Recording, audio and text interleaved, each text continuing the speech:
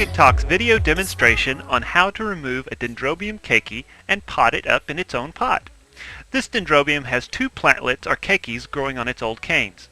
Notice how long the roots are on these plantlets. These nice root structures will allow us to easily remove them and pot them. Let's get started.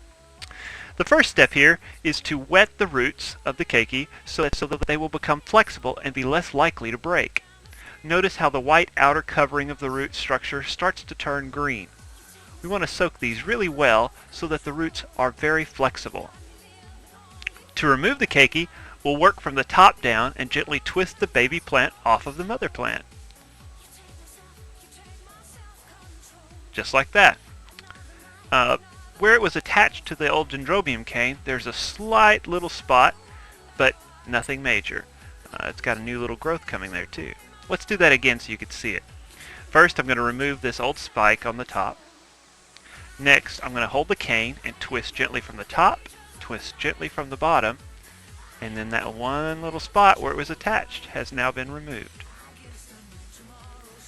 Now that these guys are removed, I notice that this one has another little plantlet growing on it. I'm going to leave that because the roots are too small to take it off by itself. Let's get our potting materials ready. Okay, I'm going to pot these guys up in 4-inch pots. Notice I put packing peanuts, non-biodegradable packing peanuts in the bottom of the pot.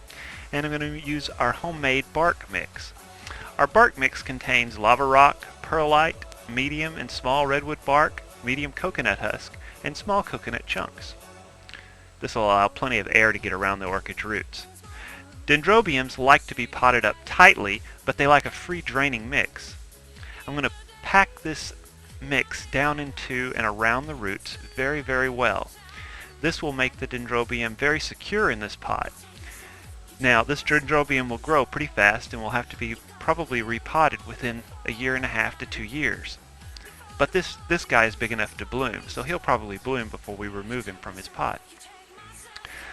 This bark mixture has been soaking overnight. It's been rinsed very carefully, and it's a pretty good mix as far as growing Dendrobiums are concerned because it is very open and free draining. When you run water through this, even with it potted as tightly as I'm potting it up, it allows the water to simply pass right through.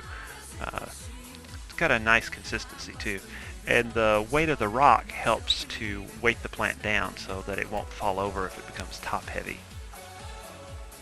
Okay, now this Dendrobium is leaning a bit, so I'm going to take this bamboo stick. I'm going to cut it off at an angle on both the top and the bottom. The bottom angle is to help it ease into the mix quicker, and the top angle is to make sure that water runs off of it and doesn't rot down the top of it.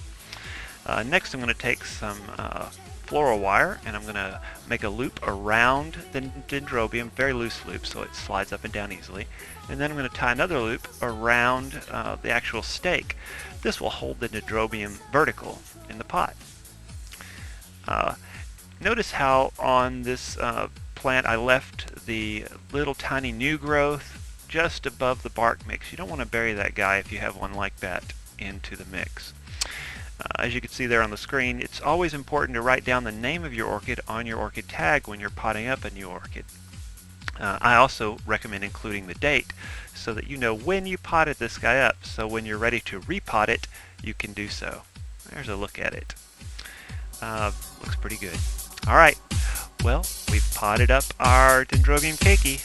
I hope you enjoyed this video, and I hope to see you in the forum very soon. Thanks for watching.